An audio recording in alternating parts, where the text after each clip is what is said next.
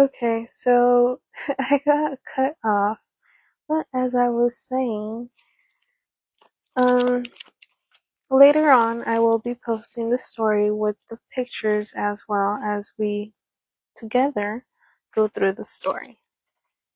But for now, you can just use your imagination. It's kind of better if you think about it. It's coming from your perspective. It's more personal. Okay.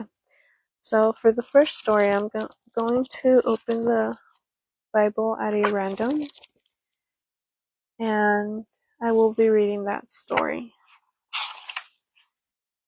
Okay, so it ended. Okay, so where I opened, I look either it's at the start of the story, or I flip one page forward. If it starts in a story, then I read the next story. But if it's halfway through a story, then I go to the beginning of the middle where I had opened. I had probably confused you. Okay, just scratch that. Okay. The first story is God's Messenger. Jonah and the Big Fish from Jonah 1 through 4, Hebrews 1 1 through 2. Okay, so I am still learning as well and going through the Bible. I don't know some of the pronunciations, so please bear with me. Okay, so God had a job for Jonah, but Jonah didn't want it. Go to Nineveh, God said. Tell your worst enemies that I love them. No, said Jonah. Those are bad people doing bad things. Exactly, said God. They have run away from me, but I can't stop loving them. I will give them a new start. I will forgive them. No, said Jonah. They don't deserve it. I'll run away, Jonah said to himself. Far away. So far away that God won't be able to find me. Then I won't have to do what God says.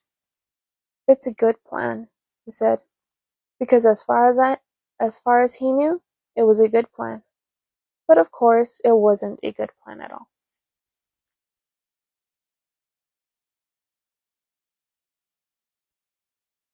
It was a silly plan, because you can run away from God, but he will always come and find you. Jonah went about with his not very good plan. One ticket to not Nineveh, please, he said, and boarded a boat sailing in the very opposite direction of Nineveh. Well, it wasn't long before a fierce wind blew, and the boat started to lurch and pitch and roll, and everyone started turning green.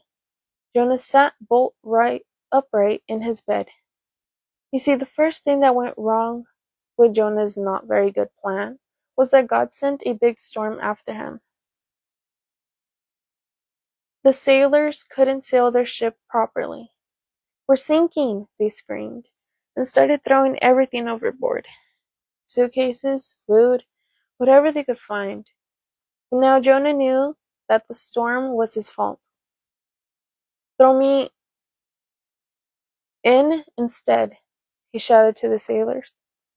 And the storm will stop. The sailors weren't sure. It's the only way you can be saved, Jonah cried. And so on 1, 2, 3. Splash! No sooner had Jonah hit the water than the waves grew calm. The wind died down and the storm stopped.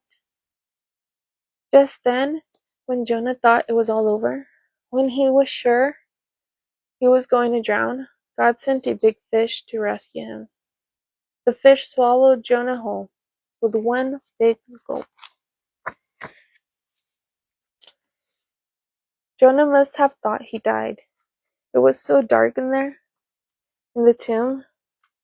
But then he smelled the rotting food and felt the slimy seaweed, and he knew he wasn't dead. He was in the belly of the fish, sitting there in the darkness for 3 whole days. Jonah had plenty of time to think. Pretty soon he realized his plan was, well, a very silly plan indeed. He was sorry for running away. He prayed to God from inside the great fish and asked God to forgive him. For him, he stayed in the fish, the belly of the fish.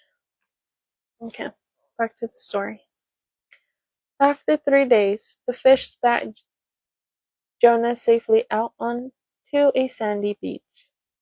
Just then, Jonah heard someone calling his name. Go to Nineveh, God said. And this time, Jonah said, yes. He went straight to Nineveh and told everyone God's wonderful message. Even though you run far from God, He can't stop loving you, Jonah told them. Run to Him so He can forgive you. The people of Nineveh listened to Jonah, and they started loving God. They learned to do what God said and to stop running away from Him, just like Jonah. Many years later, God was going to send another messenger with the same wonderful message. Like Jonah, he would spend 3 days in utter darkness. But this messenger would be God's own Son. He would be called the world, because he himself would be God's message. God's message translated into our own language. Everything God wanted to say to the whole world in a person.